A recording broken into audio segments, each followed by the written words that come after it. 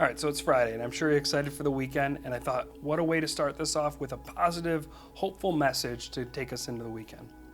So it's all going to revolve around Matthew 14. It's the story of Jesus walking on the water, and I think we can all, have this in our mind of what that was like.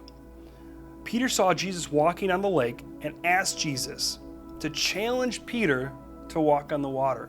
Peter wanted to kind of prove that this was actually Jesus, so he said, challenge me to walk on the water and let me walk on the water. And I think we all know how the story goes. Peter started to walk. He started going just fine, but then there was a little bit of a wind. He started to doubt, couldn't believe it, and he started to sink. And of course, there's this idea that when he fell, he didn't trust in God, and that's an important message, and that's something that we could talk about some other time. That's not what I want to focus on today. I want to focus on what actually happened next. Peter started to go down, and Jesus caught him.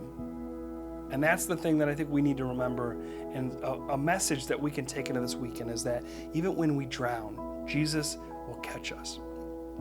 And of course, it was just water. Jesus could have made a point, let him flail around, trying to swim or whatever. I think they swam back then too. He could have made that point that, you should have trusted in me and this wouldn't have happened. But instead, he chose to catch Peter. There's this fundamental truth about God that he always puts people first.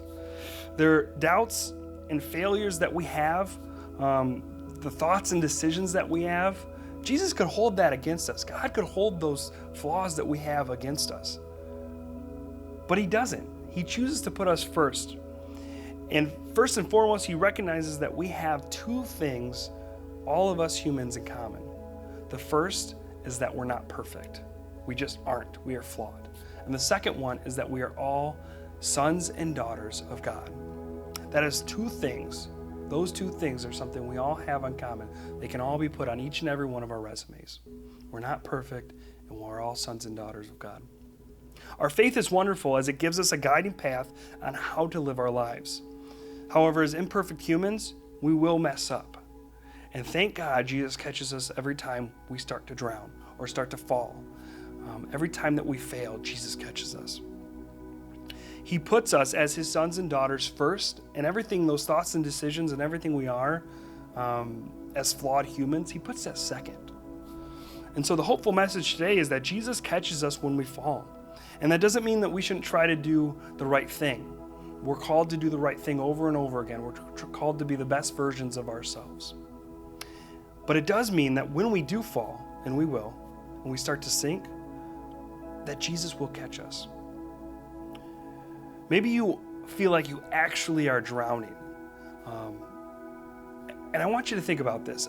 For me, I'm a visual person. And at least as far as I can picture Matthew 14, Jesus is reaching out for Peter, of course. But I think the other thing is, if you do feel drowning, just try to picture this image. Not only is Jesus reaching out for Peter, but Peter is reaching back for Jesus.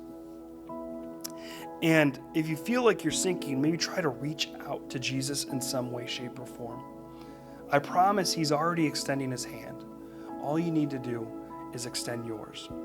So bring this hope into your weekend and think about it. If you do, maybe you are the hand of Jesus reaching out to someone in your life. God bless. Have a good weekend.